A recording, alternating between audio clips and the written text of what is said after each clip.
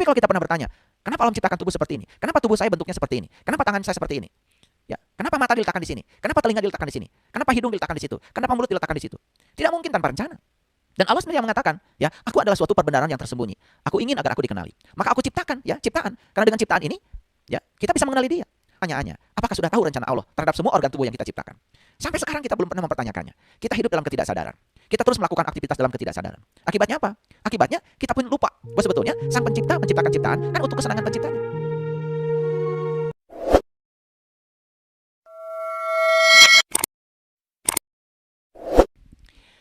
Bismillahirrahmanirrahim. Assalamualaikum warahmatullahi wabarakatuh.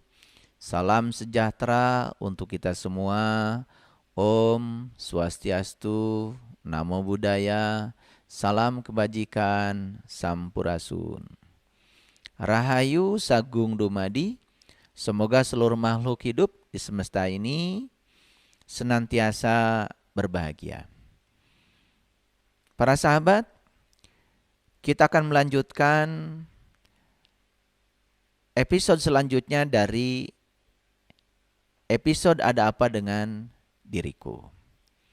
Di episode yang pertama, saya mengajukan beberapa pertanyaan. Sebetulnya pertanyaan itu pertanyaan saya pada diri saya dalam proses perjalanan hidup saya. Semoga pertanyaan ini pun pertanyaan yang sama dari para sahabat yang sedang menjalani perjalanan kehidupan ini. Karena kehidupan ini perjalanan. Jadi kalau kehidupan ini perjalanan, yang namanya perjalanan pastikan ada tujuan. Dan sudah pasti tujuan dari kehidupan itu adalah satu. Kita kembali kepada Sang Maha Hidup. Kita kembali ke kampung asal kita. Kita kembali ke tempat asal kita. Semoga kita semua bisa menemukan jalan untuk kita pulang. Sehingga perjalanan kita bukan perjalanan yang menyimpang, tapi perjalanan yang fokus pada tujuan. Karena begini ya, kalau kita tidak pernah tahu jalan dan kita mengklaim itu adalah jalan kita, padahal kita tidak pernah tahu jalan itu, bisa jadi kita menganggap kita sudah jalan jauh, sudah lari jauh, tetapi arahnya sebetulnya tidak sesuai dengan arah tujuan yang sebenarnya. Nah, jadi supaya tidak terjebak oleh kesia-siaan, berarti kita kan harus punya fokus. Nah, itulah pentingnya kenapa kita harus belajar dari orang-orang yang berpengalaman. Misalkan begini ya, kalau kita mau menyeberang lautan, kan tentu saja kita akan bertanya kepada orang yang akan menjadi tour guide kita. Misalkan seorang nelayan. Kan kita tidak mungkin mau ya menyeberangi lautan ya dipandu oleh nelayan yang baru kali itu mau menyeberangi lautan. Itu kan namanya berjudi. Kita tentu saja akan bertanya, sudah berapa lama Anda menjadi nelayan? Itu kan? Ya, bagaimana pengalaman Anda menjadi nelayan? Tentu saja kalau dia menjawab sudah puluhan tahun menjadi nelayan, dia sudah terbiasa mengatasi ombak, dia juga sudah tahu bagaimana arah ke tengah laut dan bagaimana pulangnya, kita tentu akan berbeda ya dengan kalau dibimbing oleh orang yang baru kali itu ya akan menyeberangkan kapal itu. Nah, itu kira-kira gambaran ya. Nah, makanya pentingnya kita untuk menemukan orang yang berpengalaman di dalam kehidupan, terutama yang sudah terbukti dengan pengalamannya dia selamat dalam kehidupan. Nah, itulah sebabnya ya, kenapa ya leluhur kita itu mengajarkan kepada kita agama. Karena daripada kita mencari-cari jalan baru, kan lebih bagus kita mengikuti jalan yang sudah terbukti leluhur kita sudah mencapai tujuan dari jalan itu.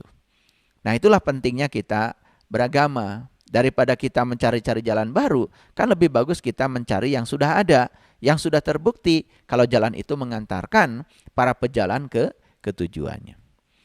Nah, di episode kali ini kita akan berbicara lebih dalam lagi tentang proses penciptaan diri kita. Para sahabat, kalau kita jujur ya, kembali ke belakang. Sebetulnya secara jasmaniah kita tercipta karena apa? Karena Allah kan memberikan cinta. Allah memberikan cinta kasih kepada ayah ibu kita. Jadi ayah dan ibu kita mengalami jatuh cinta. Itu karena apa? Dari mana rasa itu? Kan rasa itu tidak mungkin serta-merta. Tapi rasa itu pasti ya ada yang memberinya. Rasa itu given sebetulnya. Diberikan oleh Sang Pencipta karena rasa itu hidup. Jadi tidak mungkin ada rasa kalau tidak ada Sang Hidup. Jadi sebetulnya rasa itu berasal dari Dia, Sang Maha Hidup.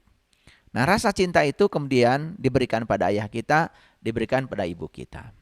Lalu ayah dan ibu kemudian bersepakat untuk latihan menerima dan menghargai perbedaan dalam satu kehidupan yang bernama rumah tangga.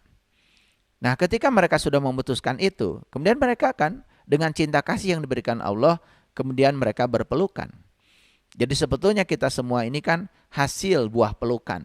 Bukan hasil pukul-pukulan ya. Karena kalau pukul-pukulan kan pasti kita tidak akan jadi. Secara jasmania. Ya, jadi sebetulnya tubuh kita ini dari mana sebetulnya? Coba. Pernah kita bertanya. Pernah kita menyadari ini. Tubuh kita ini kan berasal dari ya satu sel dari ayah, satu sel dari ibu. Tapi kalau kita bertanya lagi, itu yang namanya sel telur di ibu, yang namanya sel sperma di ayah dari mana? Coba. Kan semua kalau diusut-usut asal muasalnya berasal dari 4 unsur yang ada di alam. Ya kan? Ya, ada unsur tanah, ada unsur api dari matahari, ada unsur air, ada unsur udara. Jadi bentukan dari 4 unsur itu yang pertama terbentuk adalah makanan. Kemudian makanan itu dikonsumsi oleh ayah ibu kita. Nah, sari-sari makanan itu kemudian itu yang telah membentuk menjadi 2 sel. 1 sel dari ibu namanya sel telur, 1 sel dari ayah namanya sel sperma. Nah, ketika itu berpadu di rahim ibu, kemudian ya 2 tetes itu kan kemudian berkembang ya menjadi darah, menjadi daging, terbentuk tulang belulang, lalu terbentuklah tubuh kita yang sempurna ini. Ada nggak para sahabat pernah mempertanyakan, kenapa ya bentuk tubuh saya seperti ini? Kenapa ya jari-jari tangan saya seperti ini? Kenapa ya jempol saya dengan jari telunjuk kok beda jaraknya dibandingkan telunjuk dengan jari tengah? Kenapa jari tengah dengan jari manis kok tidak sama pendek, tidak sama panjang? Nah, kenapa kelingking paling kecil? Pernah nggak mempertanyakan itu? Kalau kita tidak pernah mempertanyakan, ya tentu saja tidak akan ada jawaban. Padahal sebetulnya semua ciptaan Allah itu tidak ada yang sia-sia. Semua itu penuh dengan rencana. Nah, kalau kita bisa menemukan rahasia jasmani kita saja, itu sudah merupakan jalan kita untuk meniti ke dalam diri. Tapi banyak yang tidak mempertanyakan. Ya, kenapa ya manusia itu berjalan? Ya, kenapa ya binatang lain ya ada yang merangkak? Terus kenapa mereka merangkak? Itu juga tidak pernah dipertanyakan. Kalau kita mempertanyakannya akan ketemu jawabannya. Bahkan dari ujung rambut sampai ujung kaki, sebetulnya di tubuh kita tuh begitu banyak rahasia, peta jalan untuk mengantarkan kita menemukan sejatinya diri kita. Itu baru aspek jasmani. Nah, kalau kita berbicara jasmani lebih dalam lagi, wah itu luar biasa. Coba sekarang para sahabat. Pernah nggak memikirkan bagaimana canggihnya lidah kita? Ada berapa sel saraf di lidah kita? Misalnya kita makan ya, kita kan bisa merasakan asin. Coba, sel saraf mana di lidah kita yang menginfokan ke otak kita itu asin? Sel saraf mana di lidah kita yang menginfokan pada kita itu manis? Sel saraf mana yang menginfokan pada kita ya sehingga kita bisa mengatakan itu pahit? Sel saraf mana yang bisa menginfokan pada kita, oh kalau itu hangat, kalau itu dingin, kalau itu terlalu panas? Bayangkan ya, lidah kita ini lebih canggih daripada termometer. Sampai seluruh spektrum suhu itu bisa dideteksi loh. Kita bisa mengatakan ini dingin. Dingin pun ada dingin sekali, kurang dingin, coba. Panas pun ada hangat, ada sedang, ada panas sekali. Kita bisa ya memberikan pandangan lewat otak kita terhadap dingin, kurang dingin, dingin sekali, panas, panas sekali. Coba di tubuh kita, di lidah saja kita sudah menemukan rahasianya atau belum? Itu baru lidah coba. Di tubuh kita ini begitu banyak rahasia, tetapi kita tidak mempertanyakannya. Karena semua kita abaikan. Belum lagi bagaimana mata kita ini bisa melihat. Makanya coba sekarang perhatikan ya. Yang namanya pakar untuk anatomi tubuh, itu sudah banyak. Tetapi apakah rahasia tubuh ini terungkap sampai sekarang? Sampai sekarang tidak terungkap. Makin banyak ya jurusan-jurusan di perguruan tinggi yang mendalami tubuh. Sampai dokter pun ada dokter khusus mengenai gigi. Ada dokter khusus bedah mulut. Ada dokter khusus ya mengenai mata. Mata pun sudah ada dokter khusus mengenai retina. Jadi mata pun ternyata mungkin nanti semakin spesial ya, semakin spesifik keahlian seseorang. Tetapi apakah selesai sampai sekarang rahasia tubuh terungkap? Ternyata makin banyak orang yang bisa mengungkapkannya, justru ya makin tak terbatas pengetahuan. Itu baru aspek jasmania saja. Betapa luasnya bukan? Nah, kalau kita tidak pernah mempertanyakannya, tentu saja kita pun tidak akan pernah mengenal aspek jasmania dari tubuh kita. Coba kalau kita bertanya, kenapa para sahabat sekarang bisa mendengar suara saya? Apakah semudah itu? Kenapa bisa memilah? Saya mengatakan kata A, kata B, kata C, kata D. Kenapa para sahabat bisa menangkap dan bisa memilah? Kenapa otak kita bisa memilah seperti itu? Wah, luar biasa ya kalau kita mau mengungkap itu. Tapi setidak-tidaknya pernah nggak kita bertanya, kenapa Allah menciptakan tubuh seperti ini? Kalau kita tidak pernah bertanya, kita juga tidak pernah bisa bagaimana cara menggunakan tubuh ini. Tapi kalau kita pernah bertanya, kenapa Allah menciptakan tubuh seperti ini? Kenapa tubuh saya bentuknya seperti ini? Kenapa tangan saya seperti ini? Ya, kenapa mata diletakkan di sini? Kenapa telinga diletakkan di sini? Kenapa hidung diletakkan di situ? Kenapa mulut diletakkan di situ? Tidak mungkin tanpa rencana. Dan Allah sendiri yang mengatakan, ya, aku adalah suatu perbendaharaan yang tersembunyi. Aku ingin agar aku dikenali. Maka aku ciptakan ya, ciptaan. Karena dengan ciptaan ini ya, kita bisa mengenali dia. Kuntu kanzan mahfian wa ahbabtu an urifa fa khalaqtu khalqan. Jadi Allah menciptakan ciptaan ini punya rencana. Allah yang maha perencana, disebut juga al-musyawir, arsitek yang maha agung, tidak mungkin menciptakan sesuatu tanpa rencana. Kita aja manusia, tidak mungkin kan membuat sesuatu tanpa rencana. Tapi pertanyaannya, apakah sudah tahu rencana Allah terhadap semua organ tubuh yang kita ciptakan? Sampai sekarang kita belum pernah mempertanyakannya. Kita hidup dalam ketidaksadaran. Kita terus melakukan aktivitas dalam ketidaksadaran. Akibatnya apa? Akibatnya kita pun lupa bahwa sebetulnya Sang Pencipta menciptakan ciptaan kan untuk kesenangan penciptanya. Sama seperti orang menciptakan makanan, kan untuk menyenangkan yang memasaknya. Sama seperti orang yang menciptakan rumah, kan untuk kesenangan yang punya rumah. Kan kita diciptakan oleh Allah untuk kesenangan penciptanya. Pertanyaan berikutnya, apakah kita sudah menggunakan tubuh ini untuk menyenangkan Allah? Apakah Allah sudah senang ketika kita menggunakan tubuh? Apakah sudah sesuai ya penggunaan tubuh kita tuh? Sesuai dengan tujuan Allah menciptakannya. Apakah sudah sesuai kita menggunakan tangan sesuai dengan rencana Allah membuat tangan? Apakah sudah sesuai Allah menciptakan kaki sesuai dengan rencana Allah menciptakan kaki?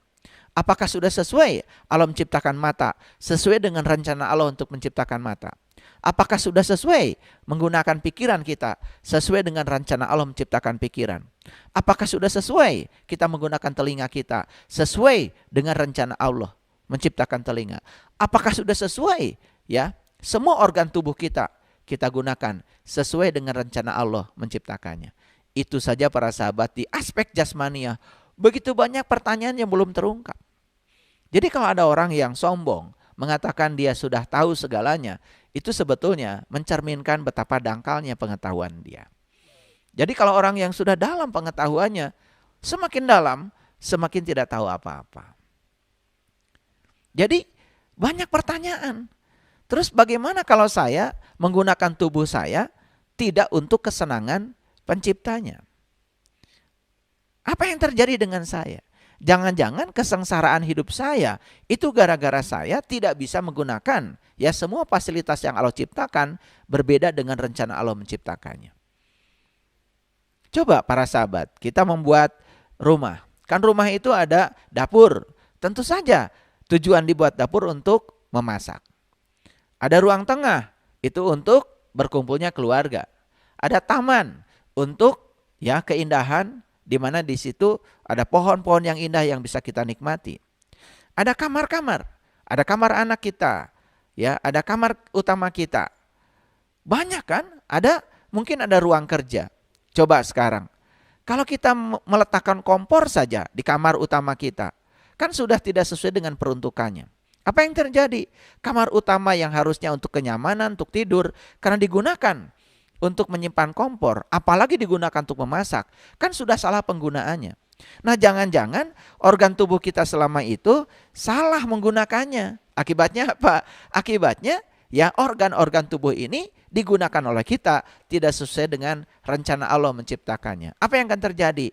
Maka tubuh kita menjadi sakit, tubuh kita menjadi rentan terhadap penyakit, sehingga berbagai macam penyakit datang menghampiri kita. Ya, organ-organ tubuh kita sakit. Itu kenapa? Jangan-jangan organ tubuh kita sakit karena kita salah menggunakannya, tidak sesuai dengan rencana awal ya dari rencana Allah. Nah, ini pertanyaan-pertanyaan yang sangat sederhana ya para sahabat. Nah, kemudian selanjutnya ya, tubuh ini dari mana? Kan tubuh ini tadi berasal dari makanan. Ya. Makanan dari alam. Apalagi kalau kita bertanyakan, bagaimana cara bumi, tanah? Bagaimana cara matahari? Bagaimana cara air? Bagaimana cara udara bekerja sama membuat makanan? Bagaimana bumi, air, ya, udara dan matahari menciptakan satu butir beras, satu butir jagung, satu helai daun? Bagaimana cara mereka bekerja sama? Bayangkan kalau kita pertanyakan lebih dalam lagi. Karena selama ini kita melihat semuanya itu abai. Tidak memperhatikan secara mendalam. Apalagi ya, bagaimana cara Allah menciptakan bunga warna putih? Bagaimana cara Allah menciptakan bunga warna merah? Bagaimana Allah menciptakan bunga warna ungu? Bagaimana Allah menciptakan daun warnanya hijau? Padahal kan sebetulnya di tanah yang sama, dengan udara yang sama, air yang sama, dengan sinar matahari yang sama. Tapi kenapa terbentuk warna-warni daun yang berbeda? Pernah nggak para sahabat mempertanyakan itu? Tidak pernah mempertanyakan itu. Makanya kita menjadi miskin pengetahuan, sehingga melihat segala sesuatu abai. Nah, kalau kita abai terhadap itu, bagaimana kita bisa mengenal ya? Bagaimana bisa mengenal Sang Pencipta? Bagaimana Sang Pencipta itu menciptakan itu semua begitu teratur, begitu rapi, begitu luar biasa. Apalagi kalau kita perhatikan organ tubuh kita. Coba kalau ditanya oleh saya, ada berapa banyak organ dalam tubuh kita? Di daerah kepala saja kan ada berapa banyak coba? Satu-satu ya, masing-masing organ punya fungsi tersendiri. Belum lagi setiap organ dibangun oleh sel. Coba perhatikan para sahabat. Saya punya sel, ini sel rambut. Saya punya sel, di sini ada rambut untuk alis saya. Saya punya sel di sini untuk jenggot saya. Saya punya sel di sini untuk kumis saya. Perhatikan ya. Kalau kita cermat memperhatikan, nih ya, sel di rambut kita, kan sama-sama rambut. Yang jadi rambut itu kan sel rambut. Tapi kenapa ketika sel rambut diletakkan di kepala, berbeda kinerjanya dengan sel rambut ketika diletakkan di alis? Kan tidak pernah ada orang cukur alis seminggu sekali, tidak pernah ada orang cukur alis sebulan sekali. Tapi kalau cukur rambut kan, saya sendiri cukur rambut itu hampir sebulan sekali. Tapi cukur alis kan tidak pernah. Sejak saya lahir ke alam dunia sampai sekarang, saya belum pernah cukur alis. Dan kenapa sel rambut ketika diletakkan di kepala terus memanjang, sel rambut ketika diletakkan di alis dia tidak memanjang. Padahal sama-sama sel rambut. Betapa cerdasnya sel, bayangkan. Sama seperti unsur pembentuk gigi. Ternyata ya, sel untuk pembentuk gigi dengan sel untuk pembentuk tulang itu sama. Tapi coba perhatikan, tulang terus memanjang, tapi gigi kita stop pada usia tertentu, tidak memanjang lagi. Gigi saya tidak memanjang terus. Bayangkan betapa sulitnya kita kalau gigi terus memanjang. Itu ya yang namanya sel gigi, sel tulang diletakkan di tempat yang berbeda.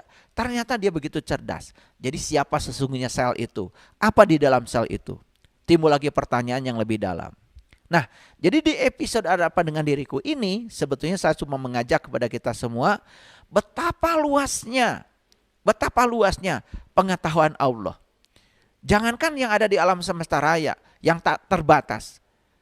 Kita membawa tubuh kita sampai sekarang kita pun tidak mengerti rahasia tubuh secara sempurna. Apalagi kalau ditanya bagaimana cara tubuh ini digunakan sebagai kendaraan yang bisa mengantarkan kita untuk mengenal Allah. Bagaimana cara menggunakan tubuh ini sebagai fasilitas yang dapat mengantarkan kita untuk mengenal Allah. Bukankah banyak para sahabat pertanyaan yang harus kita ungkapkan?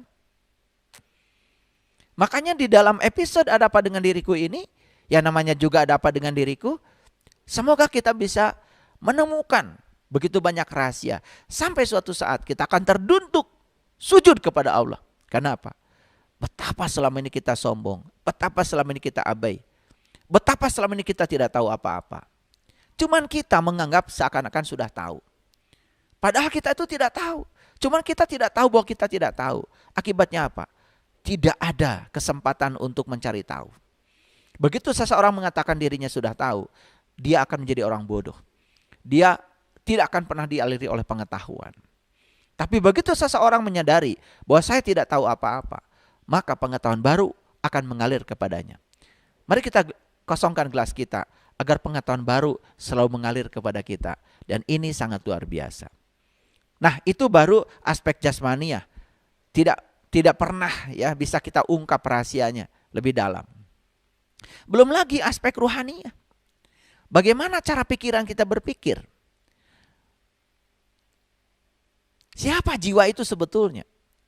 Apa sih ruh itu sebenarnya? Kenapa di Quran jiwa dan ruh itu disebut berbeda? Dan selama ini kita menganggap jiwa adalah ruh, ruh adalah jiwa. Mengapa diberi nama yang berbeda? Bukankah itu sesuatu yang berbeda? Bukankah itu entitas yang berbeda? Dan kita pun sampai sekarang tidak pernah mempertanyakannya. Ruh itu siapa sih? Kenapa ada istilah ruh? Kenapa ada istilah jiwa? Banyak sekali bukannya harus kita ungkap. Nah sekarang pertanyaannya, usia kita semakin tua. Yang harusnya kita ungkap sebagai rahasia semesta, ya, untuk meletakkan kebijaksanaan kita. Sampai sekarang belum terungkap rahasianya. Apa yang terjadi? Maka hidup kita hanya diseliputi oleh kebingungan. Melihat peristiwa yang terjadi, lalu hanya menilai benar salah, baik buruk, sesuai dengan selera kita. Kita pun tidak pernah sadar bahwa sebetulnya tidak ada satu peristiwa pun di alam semesta yang terjadi tanpa kehadirannya. Kalau peristiwa itu di belakangnya ada kehadirannya, terus mengapa itu terjadi?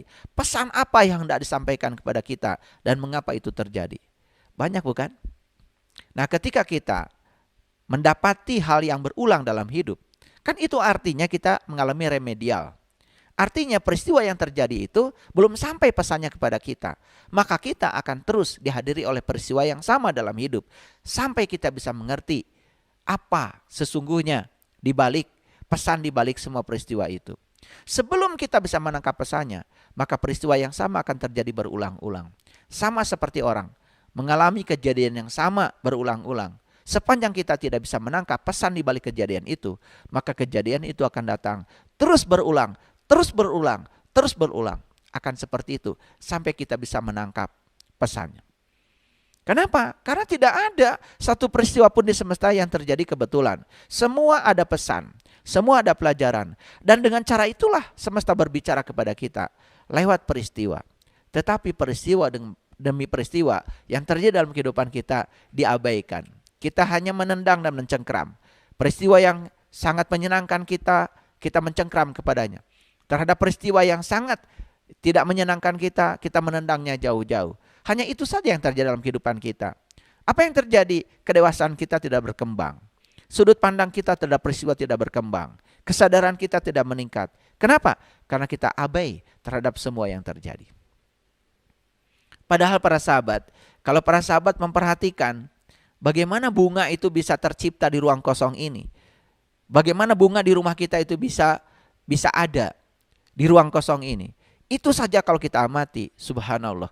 Dalam sehelai daun pun sebenarnya kita bisa menemukan dia. Tetapi karena kita abai, maka kita hanya melewatkan kehidupan begitu saja. Kita semuanya sibuk menunggu sesuatu yang hanya dipikirkan oleh ilusi kita. Maka kita tidak pernah hadir di sini saat ini sekarang.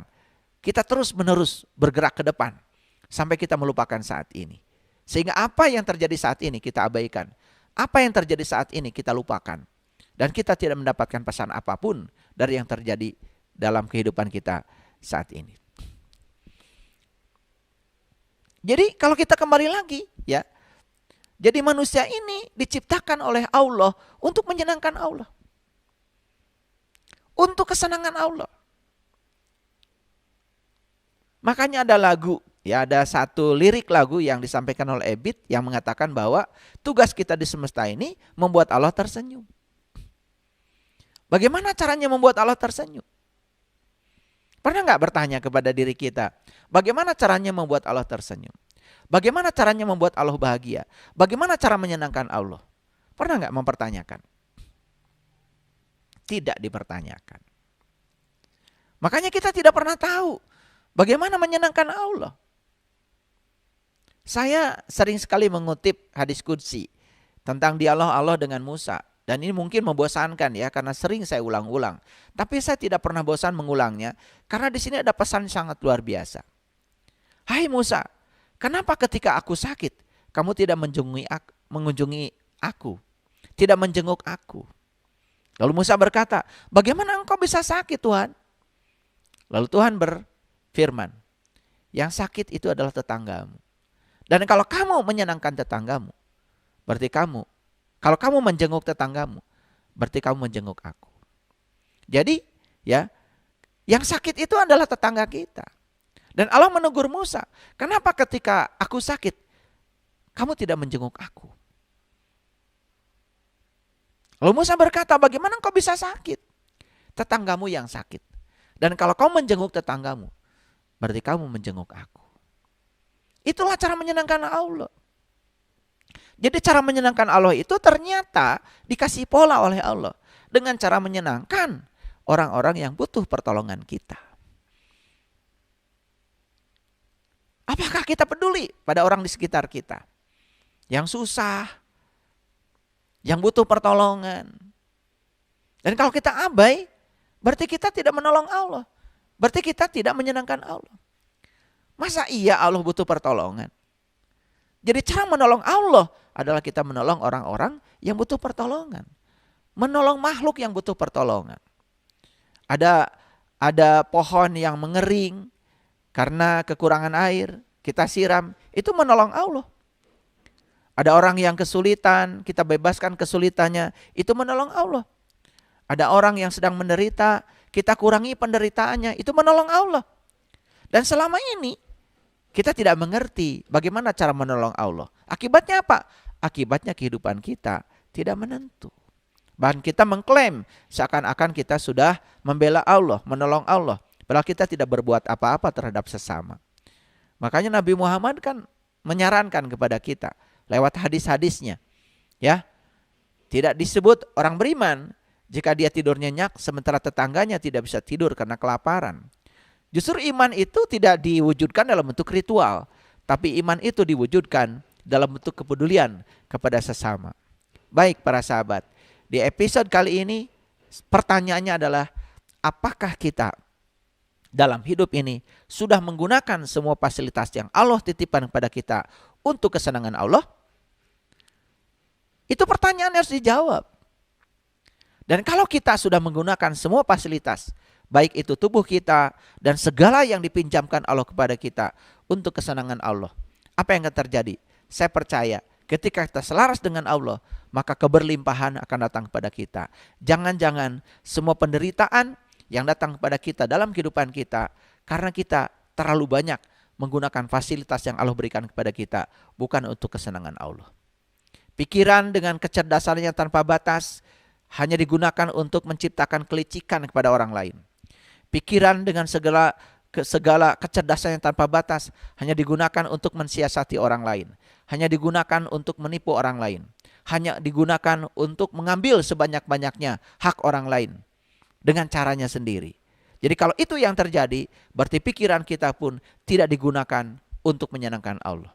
Nah, sekarang pertanyaan yang paling penting di episode ini adalah seluruh organ tubuh kita, pikiran, mata, telinga, ya, hidung, mulut, tangan, kaki, jantung, paru-paru, ginjal, lambung, semua organ tubuh yang tanpa batas ini. Pertanyakan sekarang, apakah kita sudah menggunakannya sesuai dengan rencana Allah menciptakan itu? Pertanyaan selanjutnya, apakah semua itu sudah digunakan oleh kita untuk menyenangkan Allah? Dan saya sudah sampaikan, cara menyenangkan Allah adalah menyenangkan orang-orang yang butuh pertolongan, membebaskan mereka yang menderita, sehingga penderitaannya paling tidak berkurang karena kehadiran kita. Terima kasih. Assalamualaikum warahmatullahi wabarakatuh.